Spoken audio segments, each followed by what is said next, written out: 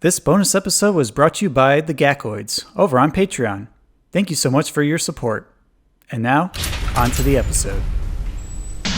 Faster than the speed of sound. Looks like it's alive. Some people eat it, it's over, but I make it dance. Me. Have you ever electrocuted it? Never. It'll pop. That Wow. is hydrogen. It's a steam engine? Sure. I told you I was doing a serious scientific experiment. Oh. Why is the ball spinning? I don't know. Oh, that's a big one. I can't crush it. Oh, holy moly. What does it all mean? Find out from Mr. Wizard on Nickelodeon.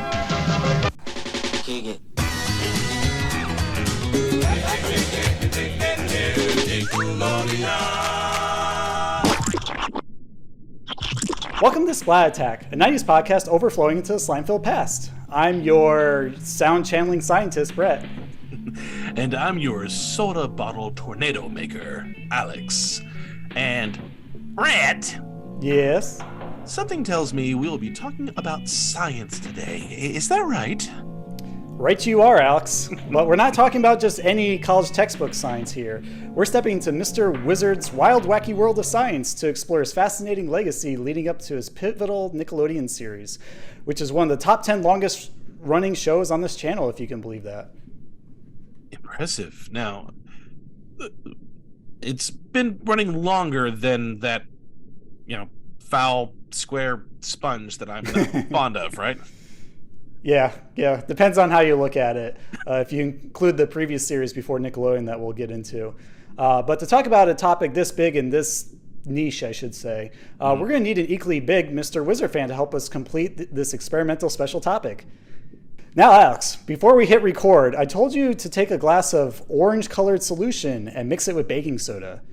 Can you show the viewers this, please? Now, for our Gakoids watching at home, I'm holding a glass of water containing baking soda. Excellent. Now add in the Midnight Society dust, which of course we all know is non-dairy creamer, and stir it gently. And if my calculations are correct, we'll have our guest for this episode. Nothing's happening. Oh, wait! Oh, oof. Looks like that was quite an explosive reaction there. One of our Gakoids, Ryan Smiga's here sitting next to us. Welcome to the Slime Tank, Ryan. How are you? I'm doing good. Hey guys, thanks for having me on and getting those chemical ratios just right. Ooh, Alex, you look a little dusty. Yeah. Well, while I clean off the remnants of this experiment and I take my safety goggles, you're in charge until I get back, Brett. Sounds good, Alex. Just another fine day for science. So, Ryan, tell us about your connection to Mr. Wizard. When did your fascination with his experiments begin for you? Well, I think it first all started with my grandma. My grandma moved to from the town I live in now and brought a trailer and moved next to our house about 75 yards. And she actually bought a satellite dish. And we were one of the few ones in the neighborhood that had a satellite dish, and I would go over there all the time and watch TV, shows with her, but I would watch Nickelodeon. And I guess that's when I actually got into Mr. Wizard. I mean, besides other shows, and that's kind of led to what I do now, being a scientist, being a science teacher. So that's awesome. Yeah, it's funny how we each find our own path to shows that really stick with us for a long time. Alex, what are your memories of watching Mr. Wizard? Mr. Wizard, I have very few memories of watching Mr. Wizard. Like many 90s kids, I have more memories of watching Bill Nye the Science Guy, Beakman's World, and Magic School Bus, because I kind of put all three of them in the same category. Right. But Beakman's World was more mine. I really loved that one. But Mr. Wizard, if you really think back to the late 80s and even for the 90s, Fox Kids and Cartoon Network, they were really the two networks that had fun stuff to watch in the morning while we're getting ready for school. But in the early 90s and late 80s, there was no Cartoon Network. Fox Kids really wasn't a thing just yet, at least not for the mornings. And Nickelodeon was the only thing that we had. USA would play some of those like rip-off Power Ranger episodes, yep. but it was Nickelodeon, I mean, I had Count Duckula and Danger Mouse and Mr. Wizard, and that was my first memory, and probably the only memory I have of Mr. Wizard when I was a kid, was just getting up early, turning the TV on, and I would sit in the living room in the dark. I remember it being fall for some reason, and it was getting dark. It was getting light later in the day, and I'd sit at the coffee table eating my breakfast oatmeal and watching Mr. Wizard. I couldn't remember any of the experiments. I couldn't remember any of the dialogue that was happening.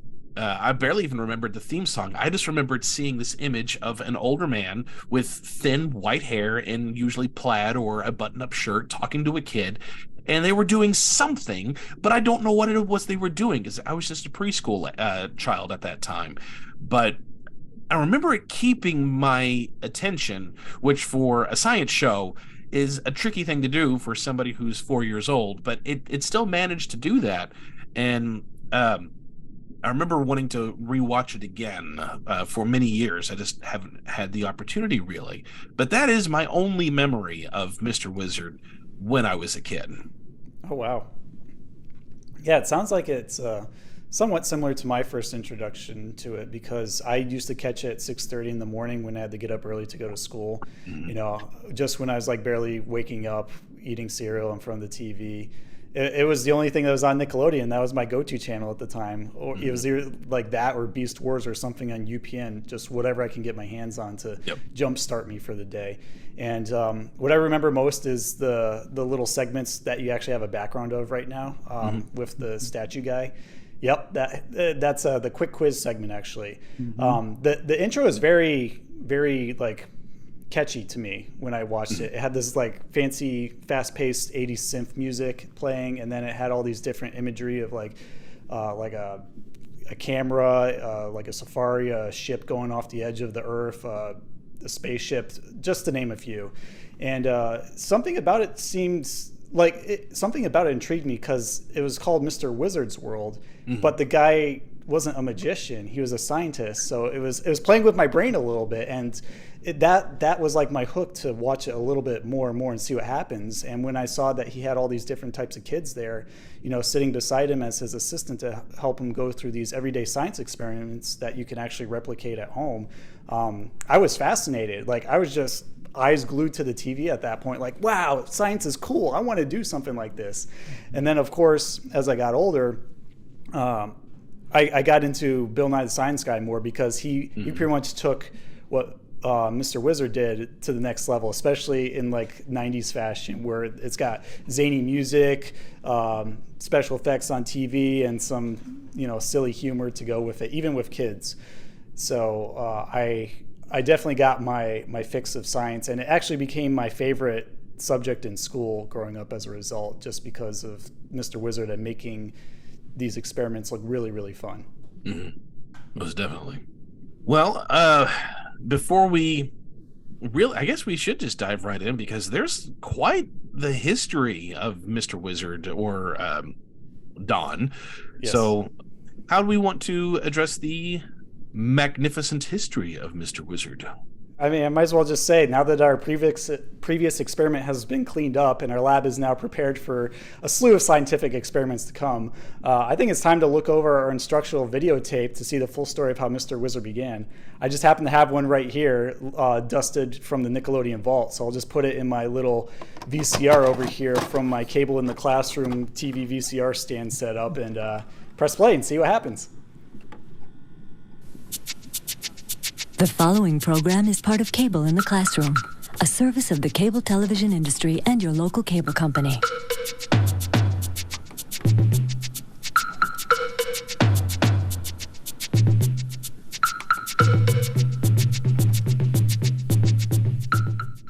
The story starts with Mr. Wizard not actually being born on Nickelodeon, contrary to belief, but on NBC decades prior.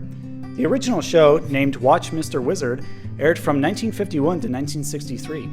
The titular Mr. Wizard was portrayed by Don Herbert, who was born July 10, 1917, a then military vet turned actor. He performed roles in theater and later radio as a field reporter for a show called It's Your Life in the 1940s. As television gained popularity in the suburban household, Herbert wanted to be more than just a reporter, but an actor having a sort of independence. Herbert cut his teeth on television thanks to the financial backing of the Cereal Institute. The company wanted to do ads on cereal in between commercial breaks, and Don Herbert seemed like an approachable person to viewers at home. During these breaks, Herbert educated viewers on the importance of eating a well-balanced breakfast in the morning, while showing a child beside him how to do fun, simple experiments that anyone can easily replicate at home. The end result was a stroke of genius, causing kids to pay attention while boosting cereal sales for the company. NBC was intrigued by what they saw, and the network made the decision to develop the commercial into its own half-hour program. Thus, on March 3, 1951, Mr. Wizard was born, or should I say, watch Mr. Wizard. During this era of television, children's educational shows were still a new idea, so there are no formulas or routines to follow. One of Herbert's decisions was that the show was unscripted to make Herbert and his child sidekick's conversations natural.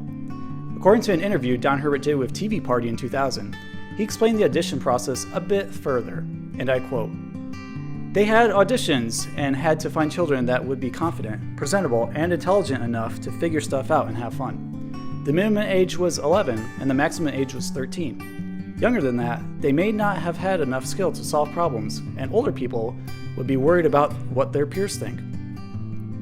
That's when kids are really exploring their world and trying to find out what goes on around them." Herbert wanted to make his show simple and relaxed. He didn't want extravagant sets. He wanted the kids to see what they can do in their homes and try out the inventions and experiments themselves. The big goal was that kids can join in on science, proving that the subject was and is still not just for adults. The 3-camera setup combined with on-the-fly, unscripted interactions kept the dynamic feeling fresh and well-paced during their filming. Finally, Don Herbert insisted, when coming up with the name for the show, that he be called Mr. Wizard, for if he was simply known as the Wizard, he would be mistaken for a stereotypical storybook wizard, like Brett has just said, with a hat adorned with moons and stars, thus giving the kids the wrong idea about his work. Now keep in mind, the experiments he performs may look like magic, but the methods and research are all science-backed. With all the key components in place, the show quickly rose to 3rd place in the ratings after just 4 months, and eventually won a Peabody Award. NBC kept the show going until June 27, 1965. 14 years on the air, and 547 episodes were produced by this time. After the show was over, Herbert was still in the public eye, prompting more educational series for schools, commercials, as well as the late-night talk show appearances such as David Letterman. He did a revival Wizard series in the 70s, but it didn't take off because it was too similar to the old show, with audience attention spans not as patient as in the 50s. Funny how history repeats itself. So, in the early 80s, he put together a pilot for a new version of his beloved show. Herbert was not initially pleased with it, because he was so used to ad-libbing with the children that he hesitated giving them lines to say. He told the production company, forget it wasn't satisfactory. However, against Herbert's wishes, one of the salesmen dropped off the pilot to Nickelodeon. One of the program managers called Herbert and said, "We saw the pilot, we understand what you were going for, and we feel like we can make it work." Herbert and Nickelodeon agreed to make a deal for 26 episodes, and on October 3, 1983, just as the pinball era of Nickelodeon got the ball rolling, Watch Mr. Wizard gained its second wind as Mr. Wizard's World.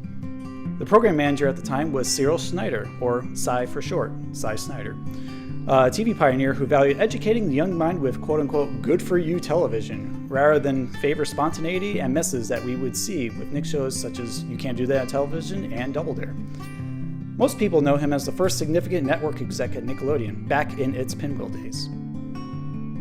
Before Don Herbert retired in 1984, Mr. Wizard's World was the last show Cy Schneider bought to air on Nickelodeon, largely due to it reminding him of the shows in the 50s that really spoke to his, quote-unquote old soul. The revival of Mr. Wizard in the 80s is a lot like the 90s nostalgic kick right now, for example. Mr. Wizard Return was for the baby boomer generation who were grown up and starting families of their own, much like millennials today.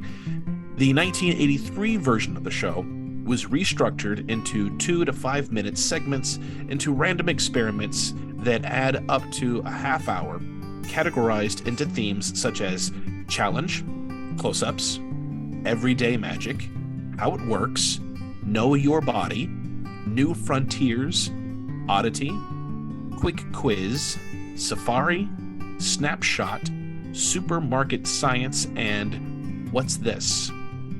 This new format signifies a major difference. In the 1950s version, Mr. Wizard spent time with the same kid during the entire episode, and in the 1980s version, the kids would rotate each segment, not really getting to know them, yet keeping things fresh and quick. Herbert said the process made them feel like stock company children. The show was still using household experiments, but also utilized modern technology such as video games, robotics, and computers, along with narrations from Herbert himself over nature or science footage, a technique we'd later see in other science-aimed kids shows like Bill Nye the Science Guy. After the 26-episode run, Cy Schneider left Nickelodeon with Geraldine Laybourne taking over as the president of Nickelodeon. She examined Mr. Wizard's World, seeing its potential in connecting with kids. Thus, Laybourne requested an additional 78 episodes to expand upon the show until a sea change came with a big kahuna of Nicktoons in 1991. Ultimately, Mr. Wizard's World ran on Nickelodeon for 5 seasons, from October 1st, 1983 to July 1st, 1989, with reruns extending as far as the year 2000, making it one of the longest running shows on the Landmark Kids channel. The end result of Mr. Wizard's World proved to be a wild success. The grandfatherly scientist cemented his place in history as a pop culture icon of education on TV. He was lovingly praised and even parodied in media such as Saturday Night Live sketches and Jim Henson's Dinosaurs, while others, like Beakman's World, paid tribute to him. The show's penguins are named Don and Herb after his name, Don Herbert. Subsequently, the subgenre of kids' science shows expanded even further into the 90s and 2000s, thanks to fellow actors/scientists like Bill Nye, who had the pleasure of meeting him and ceremoniously had this torch passed on to him to carry. Despite a tremendous impact on pop culture, Herbert did not seem to be happy with his TV science legacy. Herbert lamented on how new science shows of today have lost lots of fast cuts with attempts at comedy thrown in, when all he really wanted to do is just engage the kids at home. Agree or disagree, Mr. Wizard proved to be, time and time again, a massive inspiration for modern scientists everywhere, and even paved the way for kids being taken seriously. Not once did he discriminate or succumb to gender or race stereotypes during his show on Nickelodeon. Girls and boys of all walks of life were featured as equally as possible during Mr. Wizard's demonstrations. And on June 12th, 2007, Don Herbert passed away at the age of 89 from multiple myeloma? Is that how you pronounce that? Mm-hmm. At his funeral, Bill Nye paid tribute to this legendary figure, stating, "He was the one who influenced all of us. No one can replace the original, but if anything he had accomplished left an impact, it was his TV shows of the 50s and 80s. One of his last quotes are as follows: "My time on this earth is getting shorter and shorter each day, but no matter how old I get, and even when I'm dead, Mr. Wizard's World will never die." True words have never been spoken. Yeah, wow. When you think of it, like, Mr. Wizard has been around for 50, 70 years now. If you start way back with Watch Mr. Wizard, it's just mind-blowing to think how far science has come due to him being like at the forefront in television with, educational television, let alone like doing science experiments with kids. That was very groundbreaking, and I'm sad to have seen him go, but at least he inspired tons of people, like countless, to pursue the field of science and try some of these experiments at home. Absolutely. Ryan, we've kind of hogged the mic for the description of the history. Going back to Mr. Wizard and watching it as a kid, what was it about the show that got you interested in doing science?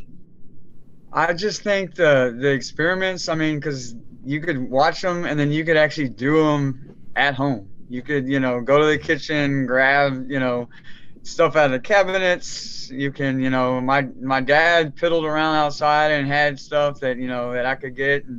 And even in our town, we would have a livestock show, and we would go over there, and they actually had a plant that had a bunch of scientists that would do pretty much the same thing.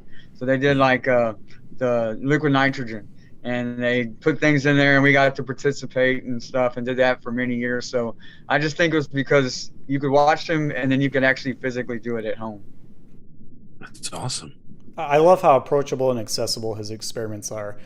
One of the experiments I recall from like second grade science class, or when we did like science activities, was the classic, 2 soda bottles with the little thing that hooks them together. Sometimes it's duct tape, sometimes it's like a little cylinder that you screw them in, and you put water in there, and you just like make a tornado. Such fun stuff, just to see how, like, what's it called, the Coriolis effect happens. Yeah. And before we started the episode, and for those of you Gagoids who are watching, obviously we can see behind Ryan a couple DVD sets of Mr. Wizard, and I do want to address this a bit more, but for those who are curious, where did you find those DVDs at? I think I got them. I don't know if I got them at like a Walmart or a Walgreens or something, and they might have been just a couple of dollars, $2-3, several years ago, and I watched them as well, and not knowing that he did that before Mr. Wizard's World on Nickelodeon. Yeah. And I never asked my parents, but they would have saw them on TV, on him on TV, at that time as well, like in the 50s and 60s. Yep. Wow, Well, cross-generational. to elaborate on that just a bit more, because I do have some more that I want to say concerning his legacy, but what I wanted to read something out of Slimed, because they do actually talk about him quite a bit at one point, but I'm not going to read a whole thing. I'll just read a short paragraph. Sure. But concerning the DVDs, finding Mr. Wizard has been rather difficult to find for a long time. Now, I think that they've got it on a streaming service right now, don't they? They have it on a YouTube channel. They have it on a YouTube channel, because for a long time, I don't think they did they? No. I think it was. It's also on Pluto. Okay, Pluto. That was, yeah, I thought it was a streaming service. Pluto TV. But for a long time, for many years, it was they didn't have it on any of those. And now I'm actually take away my screen, my virtual background for just a moment, because I ended up finding and making DVD sets. Wow. My own, because I was able to find all the episodes. But I am a big advocate for, if they are available to purchase from the original source, go do it, go support. And there is a website for Mr. Wizard. It is Mr. Wizard Studios, and they had the whole series, both iterations of Mr. Wizard on DVD that you could purchase. The reason I have these is because they are always sold out. I could never get them, so I just went and made my own copies for the time being. But when I have the opportunity and when they're not sold out, I'm getting the copy, because I want to support this. But the person who is in charge of that, the Mr. Wizard Studios, and I hope you guys know how great I am with names, Tom Nicosi, I think is how you pronounce his name, but he is in charge of Mr. Wizard Studios right now, and he also married his daughter, or his stepdaughter, Don Herbert's stepdaughter, or something to that effect. He married into the family somehow, and now he's in charge of taking care of the website. But he was one of the people that they interviewed for this, and actually talks about the very quote that we were talking about for Bill Nye just a moment ago. But in the Slimed book, Tom had said Mr. Wizard was the original. Even Bill Nye was at his funeral and paid homage to him. Bill said that Don was the one that influenced all of us.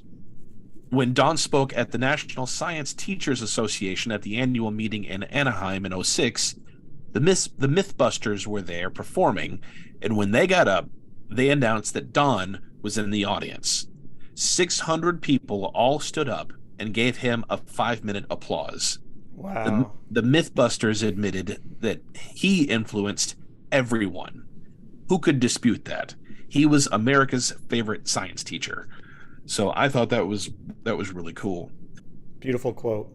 Going back and watching the series, because I didn't really get to watch a whole lot in preparation for this episode. I mean, I've had these for a while, and you guys have been listening for long enough to know that there's so many shows that I don't have the time to watch until we do these episodes. So this finally gave me an excuse to go back and watch some Mr. Wizard for the first time since I was 4. Same. And the image that I have, I mean, if you go through Google and you look at some of the pictures, Don looks somewhat grumpy. He kind of has a bit of a scowl, a bit in the pictures, and the kids are always looking either they're clueless and have no idea what's going on. But that's the initial thought whenever I see these pictures. Going back and watching these episodes, I don't get that at all. He does have a bit of a scowl, but he kind of has the same affliction that I do. When I'm thinking, I have angry face, and he kind of has the same. Whenever he's concentrating, he's got a bit of the scowl, and the kids, they're interested and they want to know. And I was really surprised at how much, not to really put a quote or a pun on it, but chemistry there was between Don and the kids, because he genuinely enjoys what he's doing, and he's genuinely enjoying teaching these kids.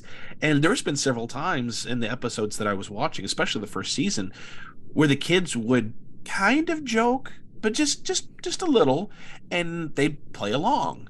And he would smile and laugh, and he'd play along too. And their safety was always top of mind. There was a time when a kid had a match in his hand, and it was slowly burning down to his finger, and he was, okay, put that out before you burn your hand, and then we'll do this.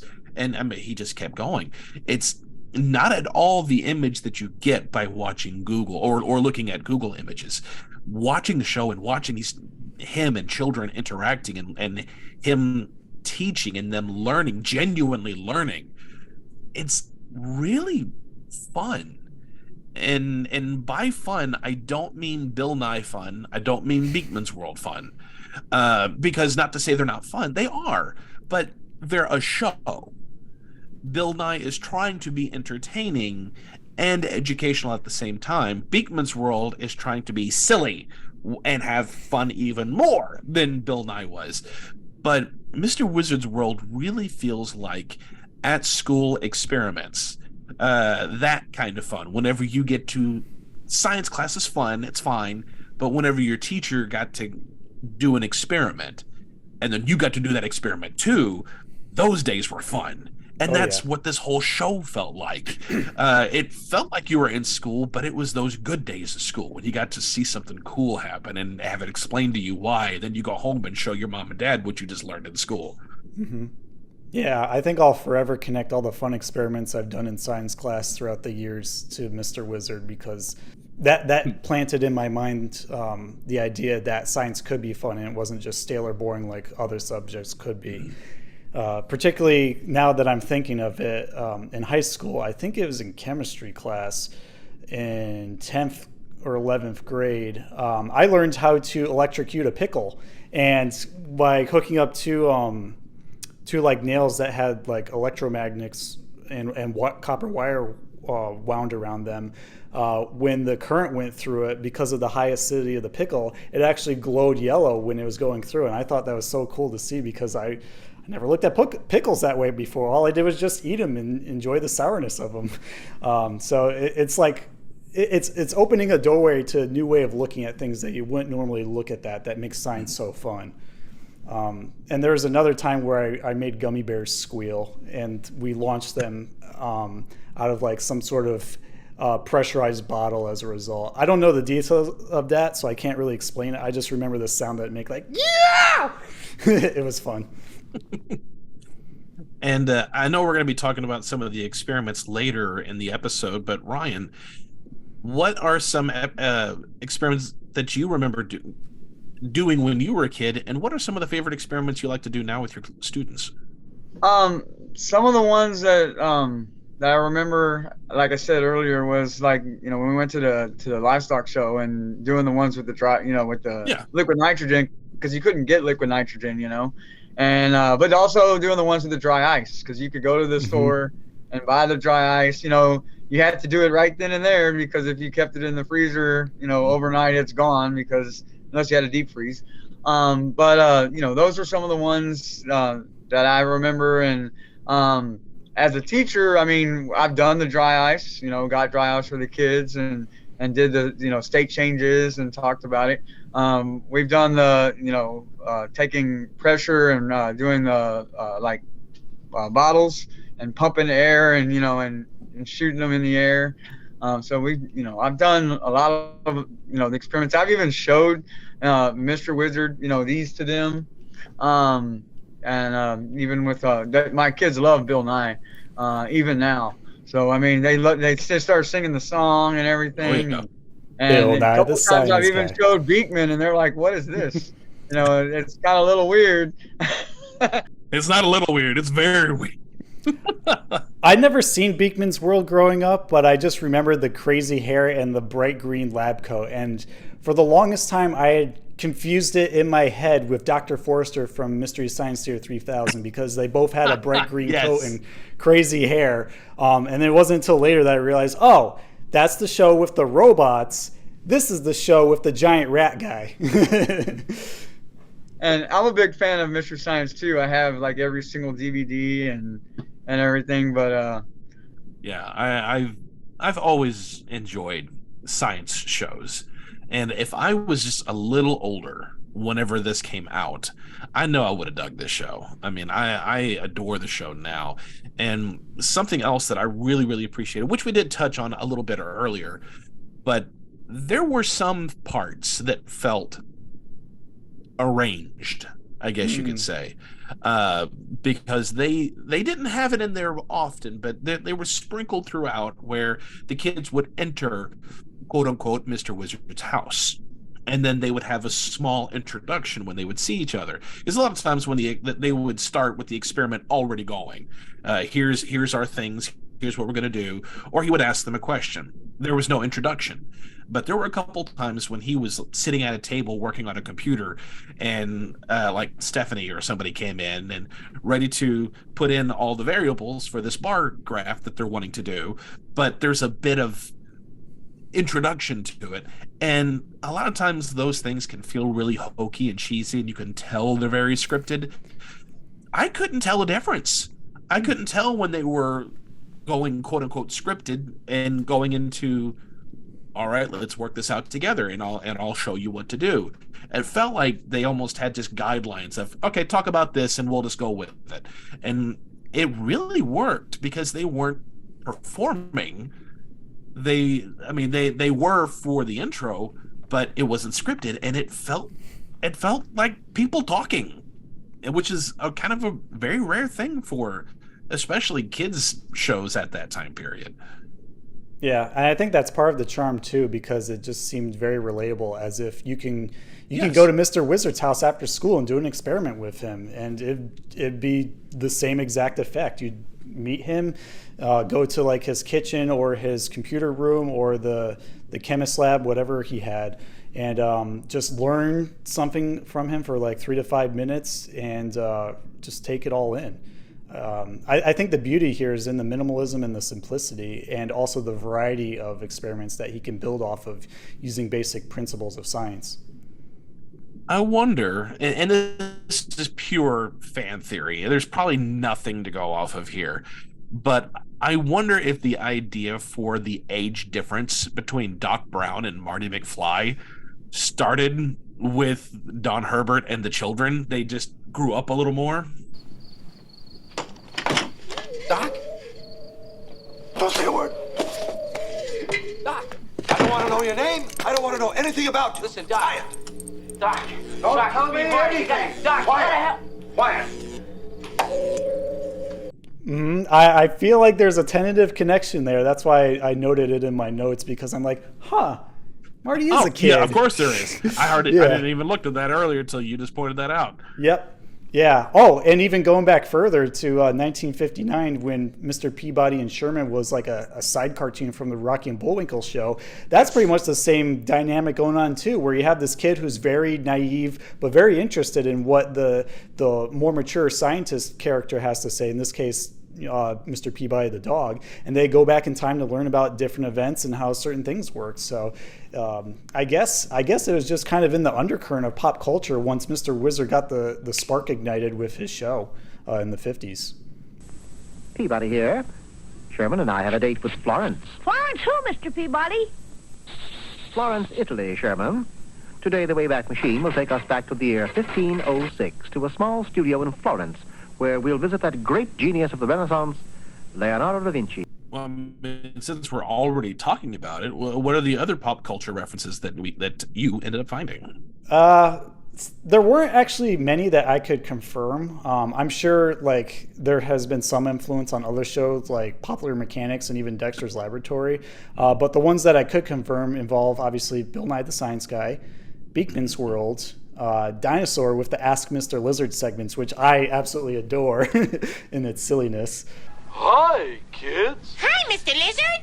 Hi, Mr. Lizard. What are we going to learn today? Well, Timmy, what do you think would happen if we mix potassium nitrate, Ooh. charcoal, and sulfur? Gee, Mr. Lizard, I don't know. We're gonna need another Timmy. Gee, Mr. Lizard, nothing's happening. Well, Timmy, maybe we need to put some light on the subject. Ooh. We're gonna need another Timmy. Ooh. Say it. We're going to need another Timmy. Yay! Back to the Future, Mr. Peabody and Sherman, and of course Mythbusters Jr., which actually came out in 2019, so not too long ago. Wow, I didn't even know they had a Mythbusters Jr. Yeah, it must have been a spin-off. What's his name with the red beard? Adam Savage. Adam. He's the one who leads that one with the kids, and he pretty much does what Mr. Wizard does with them, but the experiment's a little bit more extreme. Well, it's Mythbusters. Of course it's going to be extreme. Yeah. Everything they do is extreme. 3, 2, 1, 0.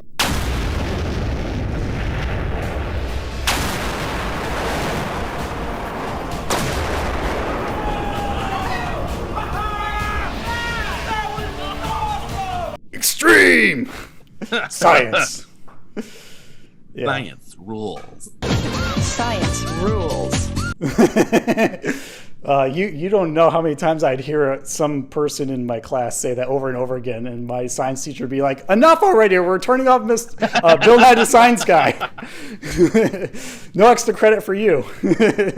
I think that's going to have to be a future watch party over on for our Gacoids is big three science shows. Yeah, that'd be amazing. Heck, we could even do a Bill Nye episode retrospective down the road, because it's 90s. It counts. Mm-hmm. Yeah. Alrighty. Well, here's the part you've all been waiting for. I think it's time to do a few science experiments. Let me just fill this beaker with water and measure it to the right consistency, and then make sure that everything is in order. I'm going to stir this little concoction up, and after it's done bubbling for about 20 seconds with a little bit of salt added, here's what we get. That's not what I wanted. It looks like it's a lab rat. Oh yeah, freshly squeezed. Freshly squeezed lab rat. Well, that didn't quite work out, but hopefully some of these wacky experiments that we pulled from Mr. Wizard's vast library will prove to be more entertaining than what I just pulled off. I'm gonna start off with this one, because this one really got my attention. The What is an Ice Bomb experiments that Mr. Wizard did, where one of the rare instances where he did an experiment outside, he had this kid with him, and they had it set up so that, it was like some sort of weird clothesline thing, and it was like this metal shot put ball that they put I think, liquid nitrogen in. No, they put distilled water in it. Distilled water, yeah.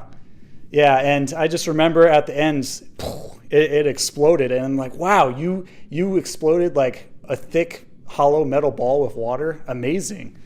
Although I probably wouldn't try that at home because of shrapnel. Okay. Now notice that it's positioned right above this stuff. Yeah, what is it? Well, looks like boiling water, but it's actually alcohol with dry ice in. And slowly lower the ice bomb into the bath. Okay, now the ice bomb was so hot that it's boiling the liquid in there. So don't take your eyes off it. Because what do you think is going to happen? It's going to explode. Why? Well, you called it a bomb, so... Right, it's a bomb. As a matter of fact, what's happening is the water that we put in the bomb is now changing to ice. And you know what happens when water freezes? It expands. Right. Have you ever done that? Yeah, I put a bottle of pop in the freezer. Forgot about it, and a couple hours later, there's frozen pop all over the freezer. Right. Okay, well now the same thing happens outside the freezer. In a mountain, for example, water flows into a crack in a rock, and then in the winter it freezes and actually splits the rock apart. And if you'll notice at the bottom of the mountain... Whoa! Oh, there, you got a whole bunch. Great. The majority of it. Did you see that one in depth, Brian? Yeah, I watched it earlier today, and I don't remember that one, but just watching it, I was like, where's the protective barrier between them? Because, you he said, oh, it's gonna explode, and then that metal, when he picked it up, and the metal was just in pieces, and it's like, that's not a good idea to show kids. No. To do, because I didn't realize he put the dry ice in alcohol, and it was, and it was just, and the explosion, and to see that metal just in pieces, it was, pretty neat, but kind of dangerous too. Yeah, I feel like near the end of Mr. Wizard's tenure on Nickelodeon, he was losing his ratings. So he was like, quick, we got to pull out the big guns. Lots and lots of explosions and fire and electricity. That's what the kids want these days.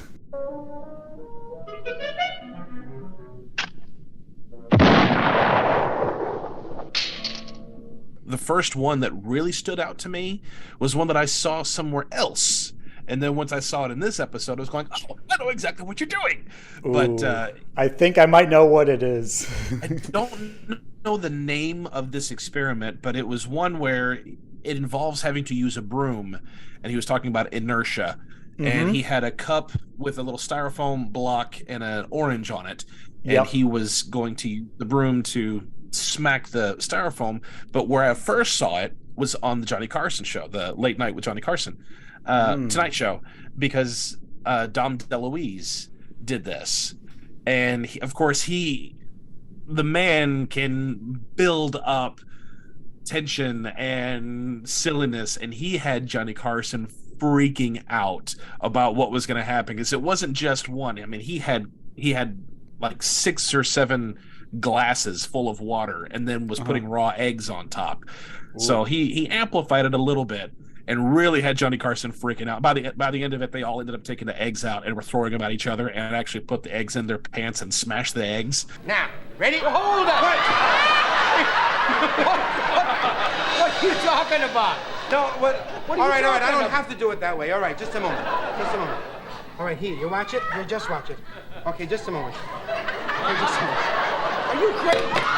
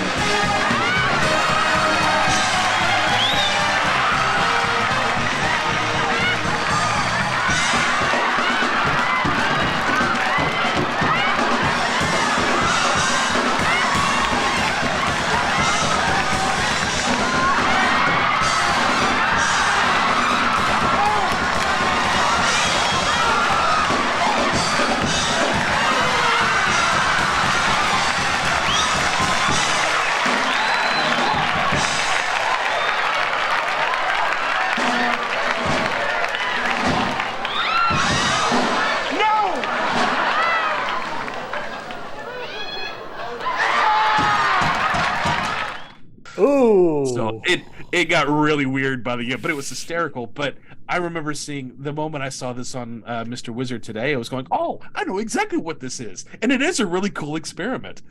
So what you do is you get the broom, and you push on the broom to get all the springiness right like that, and then you pull it back and let it go so that it hits the plastic, not hit the cup.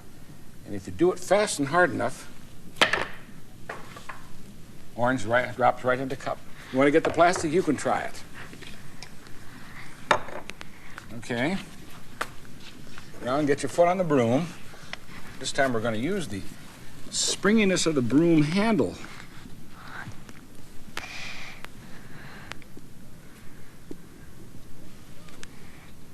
Okay, go! Oh, you didn't let it go quite fast enough. So try it once more. Pull it way back and then let it go very quickly. Okay, way back and let it go quickly. There you go. Congratulations, you did it. Sounds like a lot of fun, if not a little bit messy too.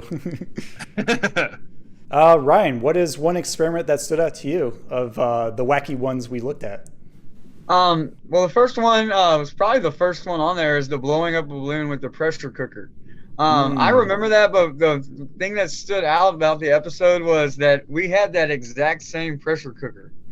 You know, with the little bitty weight, and just I remember when my mom would cook pot roast or whatever, and you know, you could hear it and sizzle, and didn't realize, you know, that it had the little gauge on it as well, and then he put the balloon on it, you know, and then the pressure that built up, and how that the steam, you know, wasn't just cooking, but that air could blow up a balloon. So, but the main thing was, I was even watching it today. I'm like, that's the exact same pressure cooker that my mom had. I think she still has it too. So you can try this at home now. Perfect. Yeah. But now let's actually measure the pressure.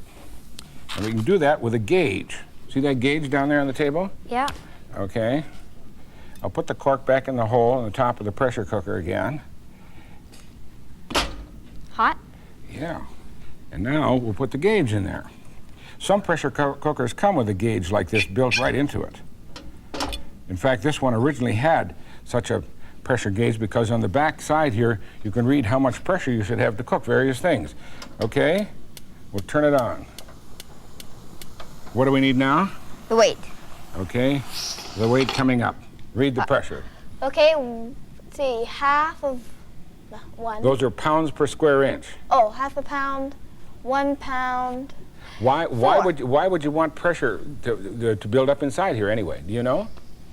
No. As the water has pressure put on it, its temperature goes up. It takes more energy to make it boil, so you can get it hotter than 100 degrees Celsius or 212 Fahrenheit. So that's why food cooks faster. Yeah, there's a surprising amount of balloon experiments Mr. Wizard did when I was perusing through his YouTube channel.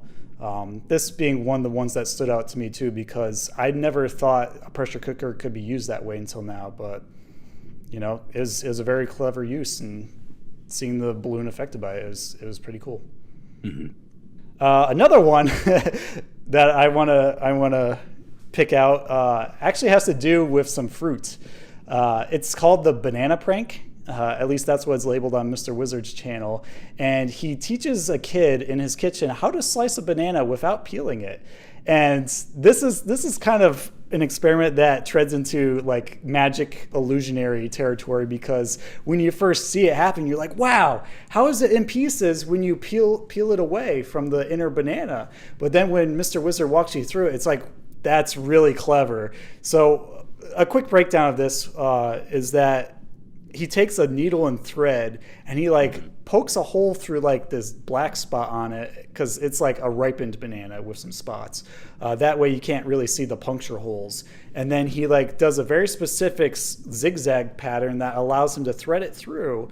And then when he takes it out the other side, he's able to pull on that thread, kind of like a cheese cutting wire, to cut the banana inside, but also pull it out the other side. So it's a very technical experiment, but if you're able to pull it off, you could definitely amaze your friends and family with this one, and also make fruit salad too. Alex, what's another experiment that you found to be interesting? So this one, there's actually quite a few YouTubers now who do this, and it's interesting to see how things started being really shown to mainstream audiences back in the 50s and 80s, and now there's YouTubers who do this for a living, because Mark Rober and a few other people who he's collaborated with have done these type of things, and even Sam and I tried a couple of these ourselves. But this one, it started with him showing this girl how sugar turns black when you expose it to an open flame. And then he quickly changed that by speaking of things that you probably shouldn't be teaching children to do. What happens when you combine sugar with sulfuric acid? And that's what he made. That's what he made the sugar snake, and that was cool. Just the fact that, first of all, he let the child handle sulfuric acid. He didn't pour it; she did. I'm like, what are you doing? Without gloves. Yes, straight out the bottle. Yeah. But it's still a cool experiment, and it's still cool to see how things have changed now, because these are all over YouTube, and it's really cool to see these kinds of things. And I think like elephant toothpaste and things like that, which are big things right now. Pour about up to there of the sulfuric acid on top of the sugar in the glass. Okay. Go ahead. Very carefully. It's kind of syrupy like, right? Yeah. Okay, that should be good. Now I'll move it out of the way. Now, instead of using heat to drive off that hydrogen and oxygen, this time we're going to use this sulfuric acid, which will do the same thing. So what should the end result be after you've taken away the hydrogen and the oxygen? It'll turn black. So it's to turn black, and it's already turning brown, right? Yeah, like brown sugar, sort of. Okay, but wait till it gets a chance to cook a little bit, and then be careful you don't get in the fumes, because the fumes are kind of terrible smelling. Watch, see it's bubbling? What's going to happen to the black if it's inside a glass like this and you give off the hydrogen and the oxygen to form water vapor? It's going to start bubbling. Now at the beginning. Staying out of those fumes, because here comes a sugar snake. That's the sort of thing that happens when you mix sugar with sulfuric acid and burn it with a strong acid. Yeah. I love stuff like this because it's totally off the deep end in terms of normalcy. Like some of his experiments just seem pretty ordinary, like with magnets or, like understanding weight distribution with a plank. But this one, it's like, wow, you made this weird looking thing come out of sugar, and you wouldn't normally know how to do that. Great, now I have a giant black smoke snake thing in my kitchen. What am I supposed to do with this? It's, if anything, it's just great imagery to get a wild reaction from. Ryan, what is another experiment that interested you among the wacky ones he's done? Well, I've already mentioned it. It's probably the fun with the liquid nitrogen. Yes. Just because, when we would go to the livestock show, they would always have, the different items. They'd have a banana, and they'd have like a little piece of tubing that's kind of pointed, and it was called like the rubber nail. And so he'd put them both in there, and then he would take a piece of like balsa wood and put the nail and use the banana as a hammer, and would hammer the little nail into it, and then once it would like defrost, and that rubber nail, it would be rubbery, but it would still be in the wood. And they had like the tennis ball, the carnation. And one thing that they also do is they would take a goldfish, and they would put the goldfish in there, and then they would bring it out, and then it would come back to life, and then somebody got to take it home. And so he would give it to a person. They would give it to a person and take it home. And they would say it would lose its scales, but they would grow back. So, but that's seeing wild. That with but showing like if your finger, they had the little hot dog wiener, and when he hit it with the hammer, and it's 1,000 pieces. So that's one thing that kind of connects to me, because I got to experience that for several years, in person as well. Definitely. Yeah. There were a couple of things that came to mind when I saw this one. One, I think Mr. Wizard was a little bit too happy to smash all that stuff with a hammer, and it just made me think of that quote from Emperor's New Groove where Yzma's talking about her elaborate plan, and then at the end she's like, "Then I'll smash it with a hammer!" I'll put that flea in a box, and then I'll put that box inside of another box, and then I'll mail that box to myself. And when it arrives, I'll smash it with a hammer! And then the second part is kind of dark. It reminds me of this episode of X-Files that I remember seeing as a kid called Roland, where this janitor who has like a mental impediment, I guess something that he does is take his victims who are working in this research facility into this giant fan room. No, it's not that one. It's like another one. The only thing that stands out to me is that he puts like his victims in liquid nitrogen and then breaks them. It's exactly what they did in Jason X. Oh, really? Okay. Yeah, Jason X apparently did that too. So if there's anything that cemented that liquid nitrogen breaks stuff that wouldn't normally be as breakable, it was that X-Files episode and also Jason X. Mm-hmm. And then lastly, because I just thought of it when you mentioned the goldfish coming back to life, like after thawing, it reminded me a lot of watching early episodes of Futurama, where Philip J. Fry was cryogenically frozen in that chamber from 1999 until the year 3001. And I'm like, wow, I guess if you do use that stuff, it could theoretically work. I thought they would just die by being frozen that long, but I guess there's some chemical attributes to it that allow it to preserve anything without aging, which I find fascinating. Mm-hmm. Moving on to my next pick. I don't know if I can really talk through this one all the way through, but I'll do my best. It's called The Power of Static Electricity. So he's charging the wand with the foam roller thing around it with electrons from this like strip of packing styrofoam material. And he's just proving the different purposes of static electricity. Okay. It's like one of the instances within this experiment. There's also like this weird balloon pendulum where she rubs the balloon on her sleeve at first and then swings it to another balloon, and because of the static charge, it brings the balloons together. And then after that, they take the balloon and then they like essentially use it over a tray of styrofoam beads, and it just all the beads cling to it. So I thought that was really fascinating because that was one of the earliest. And puts the comb to the water, takes the comb to the water, and then to the styrofoam beads as well. Yep.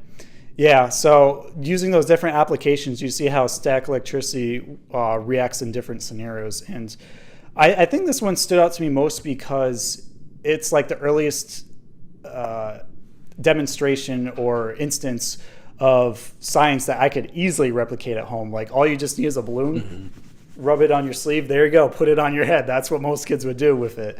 But later on, when I was doing research, I noted that this is probably where the SNL sketch got their idea from, because in it with, I think his name's Bill Hader playing Mr. Wizard, the kids are just constantly rubbing the balloons on their sleeves while two of them are getting a little bit too close and frisky with the Van der Graaf machine in the name of science.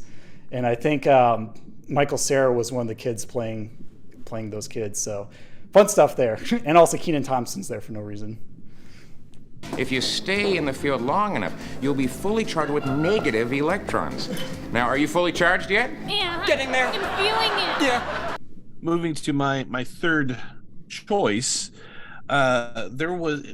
it's a science show. Of course, you're going to have a volcano, but this one was particularly interesting because it was more fire than lava. Which, first of all, he was using asbestos paper, which I thought, okay, you're going to have that. Also, you got sulfuric acid and with asbestos within your... Yeah, no gloves, never. But instead of doing the usual, which he had actually talked with the kid about, the young boy who was there, you normally make it out of this, because the kid had said that he made a volcano for his science experiment at school, but he used troxytite or I don't know. Brian, do you know what that word is? I don't know what that word is. Either way, it was some kind of a powdered chemical compound, and he also mixed it with sparklers, and he had scraped it off and would put it in there, and that way the paper itself wouldn't catch fire. It would keep the form, and then he would put a fuse in it, because there are also volcanoes that have less lava and more fire, and at least that's what he was attempting to demonstrate. And it was just cool to see a volcano that was just straight up shooting fire. The only thing that I was upset with was that he would light it, and we saw the fuse burning out, and then it actually started and then ends. It's like, come on, let it play a few seconds longer. We are going to actually make it with fire, so if you pay attention and want to try to repeat this, well, you better be sure that your teacher or your parents are around. Here's what I power mine with. Ammonium dichromate. See, it's a yellow or orange sort of powder. Okay, now I'll add a little of this. What is it? Well, these are sparklers broken up. Okay, let's move everything out of the way.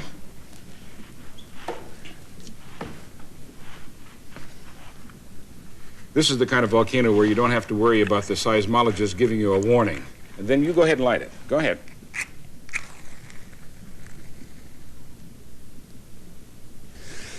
Just put it there on that old plywood. Okay. That looks neat. Yeah. Clear the decks, because here comes a volcanic eruption. There we go. Yep. You had this massive buildup. But it was no, still cool. No release. It's still a cool experiment. Yeah. I think just on the fact that it feels like an upgraded version of the baking soda volcano that everyone would do in science classes or science fairs. Yes. Yeah. It also reminded me of that one Doug episode where he does the baking soda volcano and Roger makes a big deal out of it, like he blew up the science lab, but he really didn't. Yes. Meanwhile, Roger bought a bomb to science class and tried to light it off with dynamite. Freeze! What's going on here? It's a volcano, Mr. Bone. Isn't it wonderful? Well, as assistant principal, it's my duty to inform you that this volcano is a direct violation of school code number... Well, the number's not important. It's just the rule. No volcanoes on school property without permission. There you go. Well, let's see if there are any other firebugs in here. Uh-oh. Whose turn is it, Ryan? Ryan. What's another experiment that stood out to you? Another one, I'm a big music buff as well and everything. So the one about the musical oboe. So like you said, the little kid is super impatient. He's like thinking, no, he goes, that's not an oboe. That's a straw that you drink soda out of. And then he starts, he shows him how to do it and cut it. And he was taking like super big chunks of it. So the notes were just, not connecting. And then he did it and doing that at home. I never really cut it, but we used to take like a, needle or sometimes it just heat it up and put the little holes in it and make little flutes or clarinets out of it. But I think that was pretty funny because he was kind of testing Mr. Wizard a little bit, and saying, no, that's not it. And then, and he showed him, no, this is, I'm gonna show you how to make a, turn a straw into a musical instrument. So I thought that was pretty neat. Here, Eugene, have an oboe. This is not an oboe. This is just a plain paper straw that you drink soda out of. Right. And what'll happen if you cut at the same time? Cut the end of the straw.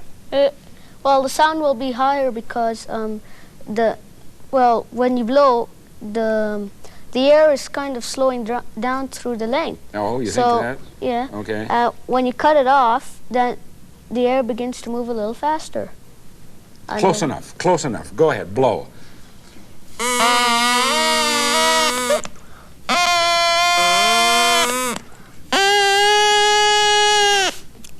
Keep going. You're right. Now, if you try this at home, you can practice. Yeah. I don't remember seeing that kid again after that sketch. After that. You know what they say, we're going to need another Timmy.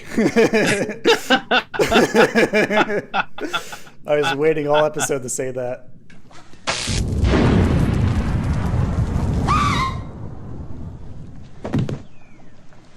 We're gonna need another Timmy. Yeah, this is one that I really wanted to try really badly today, but I just didn't have the time to go buy some paper straws at the grocery store.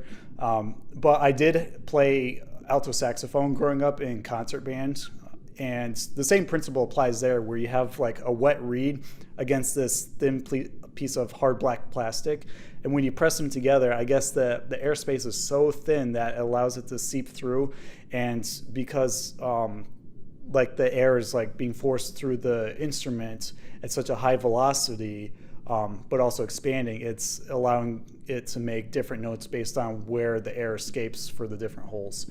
So I really like that connection there, because it brought me back to a special kind of nostalgia when I used to play musical instruments.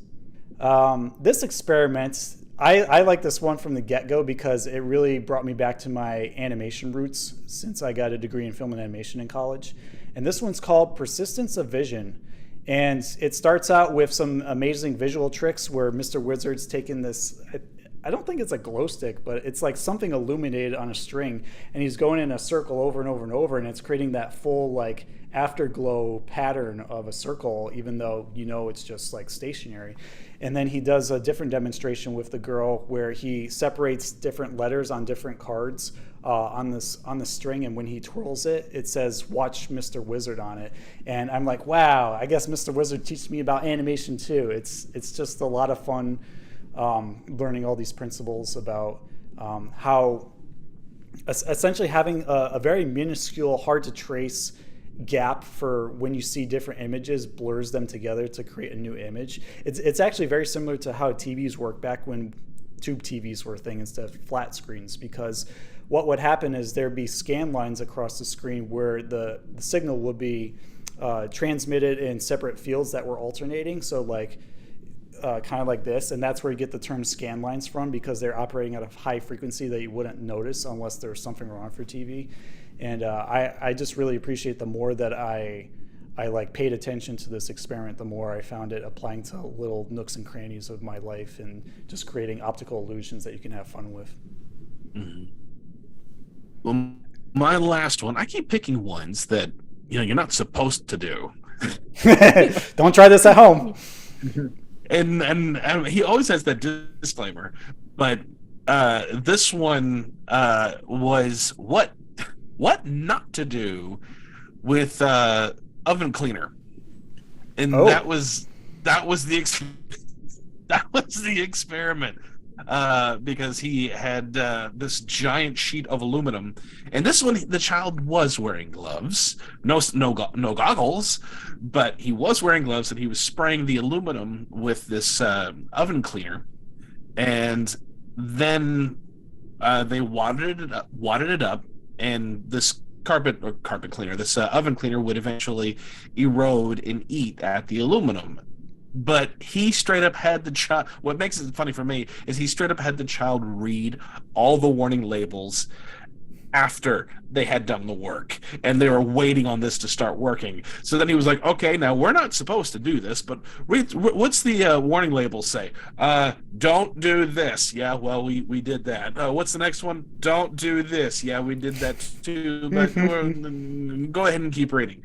Don't do this. Yeah, we did that too. Keep reading, because it will, and then the thing starts to smoke. And they're like, yep, okay, there we go. And they just put the thing away and went back to the aluminum. It was like he was just waiting for it to work. So let's read these warning labels. And don't have children operate. Do not spray don't on inhale the chrome fumes. and metallic surface. Do not inhale and then right at the very end he starts coughing. But I couldn't tell if that was just a joke or if he really accidentally inhaled some of the fumes. But it was that whole bit, I was giggling like, you are teaching children the wrong thing with this experiment, Mr. Herbert. Yeah, he's almost provoking the kids at home to try it out just to see if they can replicate the results. Yeah, that is pretty wild and wacky. That's what we're talking about today, so fits the right for you. Christian, have you ever used an oven cleaner? No. You've seen your mother, though. Yeah. Yeah, she sprays it on something like this. Roll it all up. And stick it here on this paper plate. Okay. Now, while we're letting that sit there, would you read just the last paragraph of the instructions there? What does it say? Do not spray on exterior oven surfaces, chrome. Look what's happening. Uh-oh. Keep going. Read the next sentence. Do not spray on what? Exterior oven surfaces, chrome, baked enamel, or aluminum. Or aluminum. That's exactly That is aluminum. That's exactly what we're not supposed to do. Let's take a look at what's going on inside. Here, can I use your gloved hands for me? Well, but check. It also generates an awful lot of heat. So check it. See if it's too hot to handle. Yeah, it is. Kind of hot? Yeah. Well, here, I will use these to open it up. And you will see what's going on inside and why you're not supposed to put oven cleaner on aluminum. Wow, it's eating. Yeah, it's all eaten up. In fact, spray a little more in the center there.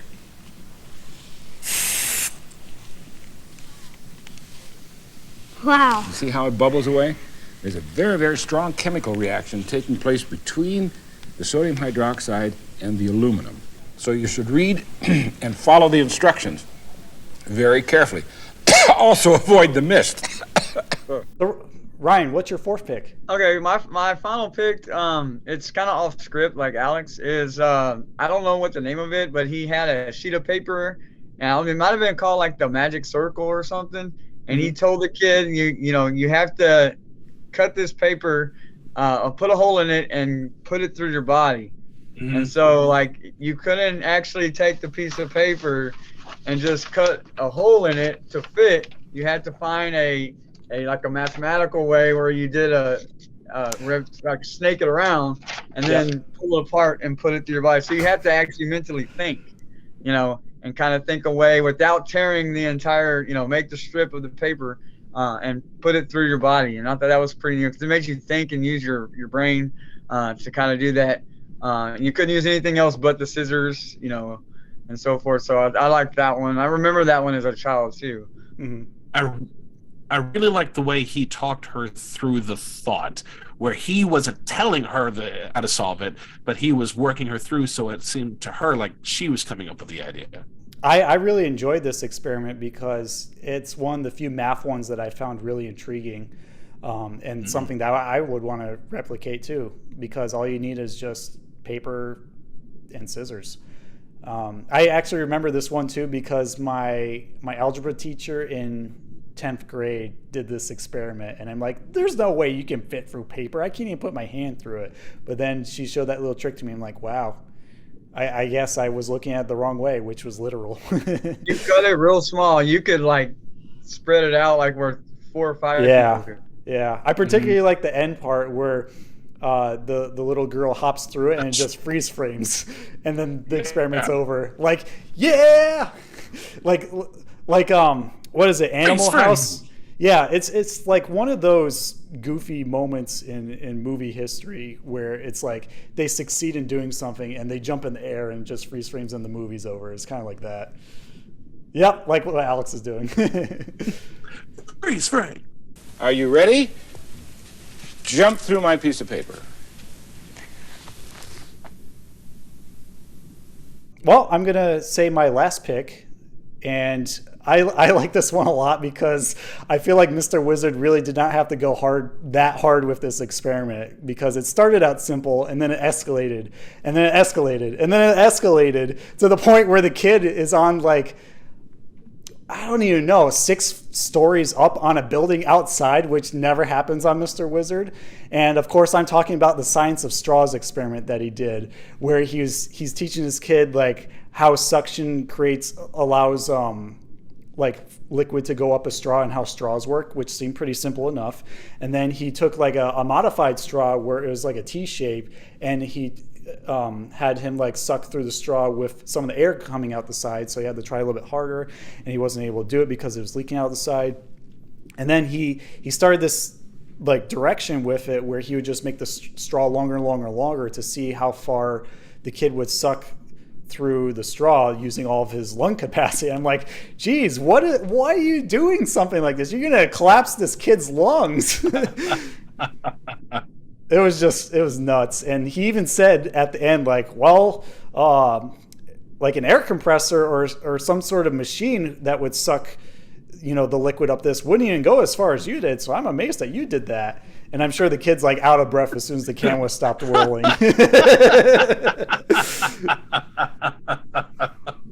Almost 4.5. 4.5. I think you've obviously you've given up. Very good. 4.5 meters. How are you feeling? Just a little bit tired. Even the best vacuum pump in the entire world wouldn't be able to get it to 10 meters or about 32 feet, because at that point, the weight of the column of grape juice equal the weight of the column of air pushing down on the other side. Do you get the idea? And you did pretty well, about half that, right? Uh-huh. That's right. Yeah, ending on a high note, quite literally, on top of a building. Alrighty, well that just flew by. I'm surprised how many experiments we're able to do in such a short amount of time. Oh yeah. I don't know how many Timmies we ran through, but we're gonna check when we cut to a commercial break right now. And when we get back, we're gonna find out just how good our memory is when we play a game of Retro Replay. So you don't want to miss this. Mr. Wizard's World will be back in less time than it takes to boil water. Do you love food so much you'd do anything to get it? Join us for our latest episode battle when we go into Keenan and Kel territory as we face off between the Tainting of the Screw and Baggin' Saggin' Kel. You can find all this crazy Keenan and Kel action exclusively on Patreon. You're watching Nickelodeon, and now back to Mr. Wizard's World. Well, we're back. We finished our latest experiment, and we cleaned up after all the mess of doing all these wacky, wild experiments that we recalled from our childhood. And I think now it's time to play a game of Retro Replay, where we're going to see who can guess what happens next based on the clips that we show of Mr. Wizard's experiments.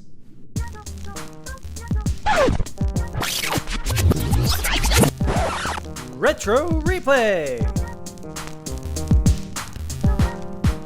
So for Retro Replay, we're going to show a bunch of clips. Ryan and Alex are going to play against each other, and you get 2 points per clip that you get correct. And there's going to be one bonus question, so in case you miss one, you can catch up there. This is the first one. Okay, here's the light bulb with just the slightest little current. In fact, I don't see any at all. No. Okay, now dip the coil into the liquid nitrogen. Okay, that was a pretty quick clip. So basically, I'm wondering, what do you think will happen once the coil on the rod is dipped into the container of liquid nitrogen? I think if they turn it on, I think it still will, the filament will still actually glow. Okay. Alex, do you have a guess? No, I am science student on this one. Ooh, it's bubbling. Yes, because you're actually boiling it. Really boils, isn't it? Nope, no points. Sorry. Let's see if anyone can get this one. I'll give you a clue. You should be able to recognize. The only thing I can recognize. Wait a minute. Hold it. What? Well, the only thing I can recognize from it is that it's playing faster than it should. Yeah, it's going too fast. That doesn't give you a clue? Okay. Now remember, I took a picture of you when you came in? Yes. Okay.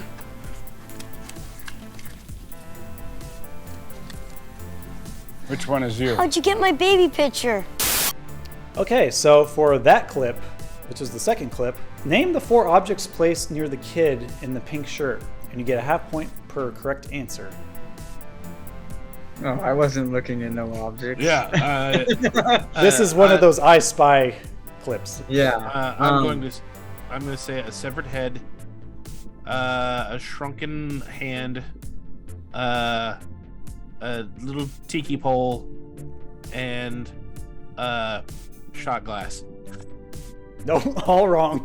Also, why would he have that stuff next to a kid? Why not? He had a mess with sulfuric acid. Yeah. The only thing I remember was the record player. Yeah, the record player and the photos. That's all. 0.5 for you, Ryan. So at least you remember one of them. So there was a record player, there was a piece of paper, there was a ruler, and like a miniature scale of a fridge.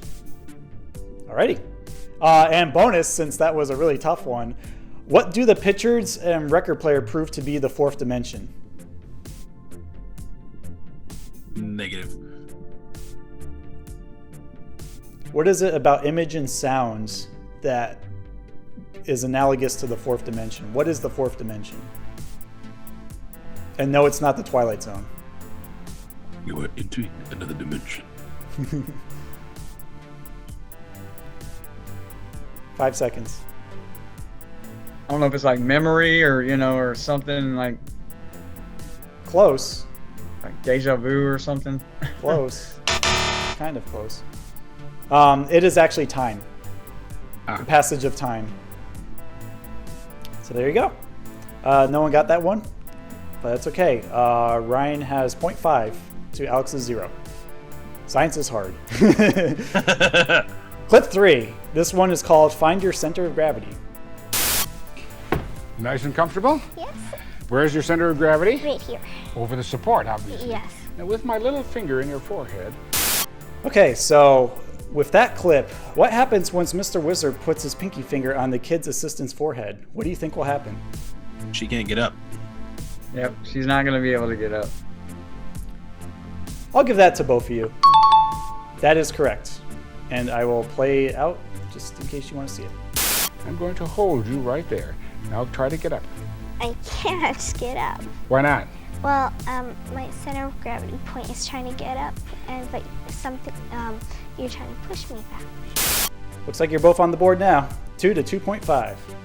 So for our fourth clip, this one's called Cooking with Electricity. Try and guess what will happen next. What happens when the electricity gets to the hot dog? It goes through it. It goes through it because there's salt in the hot dog. Salt? Salt, yes. And that makes the liquids inside the hot dog a sort of semiconductor. At the same time, as the electricity is going through there, it's meeting resistance. There's a whole series of electrical components called resistors that hold back the current. And whenever you hold back the current, you'll give off heat. Okay, so what do you think will happen once Mr. Wizard runs an electric current through the hot dog? Good, right? Okay, the hot dog's it's gonna cook the hot dog. Right you are, Ryan. It cooked the hot dog. It also got bigger. I would have accepted either answer. Ballpark Franks. Yeah, they plump when you cook them. Yes, they do. Oh, now it's starting to swell. There. Oh, it's getting bigger. Yes, now it's really cooking. Okay, so that is another 2 points for Ryan, bringing him to 4.5. Last clip. Now let's take apart our mold and see what kind of a fish we've got.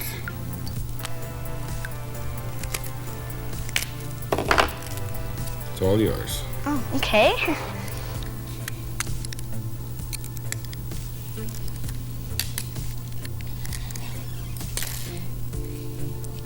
Yeah, it works really well. Okay, can you take it out of the other half too? Mm-hmm. There you go. A nice A goldfish. lot of orange, yeah. A lot of more orange on that side because you put more on that side. Yeah, right? that's right. But anyway, I think you get the general idea of how they make a box like this by taking those tiny little beads and expanding them Yes, I into do. whatever shape. Okay, so for the final clip of Retro Replay, what shape does Mr. Wizard call the chunk of white and orange styrofoam in his hand? Called it a goldfish. That is correct. House gets 2 points. So I believe the final score is 4 to 4.5. That is correct. That means Ryan wins. Congratulations, Ryan. You signed slightly harder than Alex. That was fun. Well, we're going to jump really quick into Collector's Corner to see what kinds of cool 90s Nickelodeon stuff Ryan has to show us.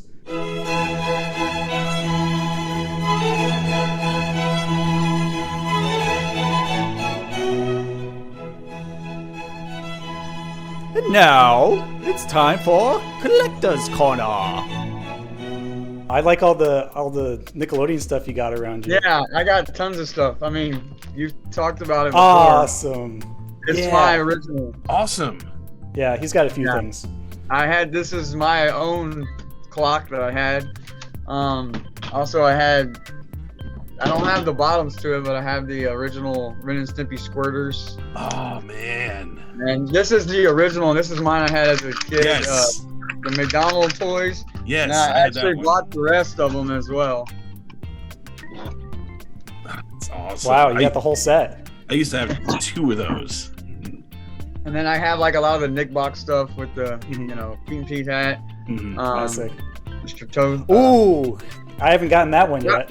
That was just in the recent box. Oh no, Yeah. two boxes ago, and He's a big guy. And then I got a lot of the stuffed animals. Ooh, nice. That's a good looking Rocco one too. Yeah. Mr. Tasty. And then of course, Mr. Tasty. Yep. Classic. Thank you so much for sharing with us, Ryan. That was a lot of fun. Really brings me back to my childhood, seeing that alarm clock and even the stuff on your wall right now with the Picket nose and some of the McDonald's toys. Just a great trip down memory lane. Oh yeah, those things are so cool. Well, I think it's time to put away our safety goggles, our beakers, and our squeaky lab rats, and head on out of the lab for today. So here's our closing question, Gackoids. Which Mr. Wizard's World experiments catch your eye the most, and why? Write to us via email at splatattack2021@gmail.com or DM us on Instagram at splatattackpodcast. You can also subscribe to our YouTube channel at Splat Attack Podcast and just interact with us wherever you find us on social media, to be honest. Facebook, Twitter, Instagram, sometimes we're on Reddit, Patreon, of course. Write us some comments, just let us know you're there and you exist, because we love talking with you guys. Again, thank you, Ryan, for being here. It was truly a pleasure to get to know you through Mr. Wizard's World and your background with science. Is there anything you'd like to plug or share before we go? I just want to thank you again for having me on here and just sharing my love for science and and Mr. Wizard and how it all came too. So yeah, thank you for being here and sharing your memories with us. Thank you so much. Tune in next time, Gackoids, when we grab our weapons of war yet again in a fight between 2 heavy-hitting food-themed Keenan and Kel episodes, The Tainting of the Screw and Baggin' Saggin' Kel, for our next episode battle. It's our first time giving the spotlight to this dynamic duo outside of our episode 11 holiday special, so it'll be interesting to see how it turns out. You can find all this retro-rific action only here on Splat Attack. Until then, Alex, will you drain the slime tank for us, please? I think the electromagnet I made is having a strange effect on my side of the slime tank. It's pulling bolts out of the pipe, and I think it's causing green slime to, seep into my frame. Help! Aye, co-captain. Now let's see here. All I have to do is control the magnetic pull by decreasing the intensity using this remote, and it should be fixed. Wait, when did you make an electromagnet controller? Hold on to something sturdy, Brett, or else you might be sucked out with the slime. So, in just a moment here. Uh-oh.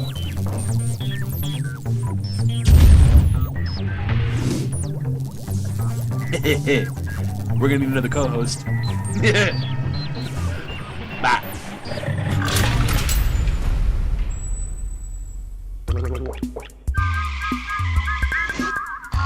Reprise the theme song and roll the credits. I reckon it's time for me to go. I'm glad that's over. Now for a peaceful night's sleep. Well, that does it for now. Yeah, we gotta catch a train. Just I'm going home. You can't my arts and crafts project. It's a tweezer holder. Alright, guys. Let's go fly. How long have we been away? See you soon. Thanks for watching. Bye-bye.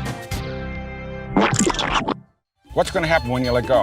Well, it's gonna go flying all over. You've done this before, right? Yeah. What happened? Well, what you did was to freeze that flower, because what we have here is liquid nitrogen. And if you'll notice at the bottom of the mountain, whoa! Oh, take a look at that. But if you ever break one apart, you'll see what they're really made of. Look.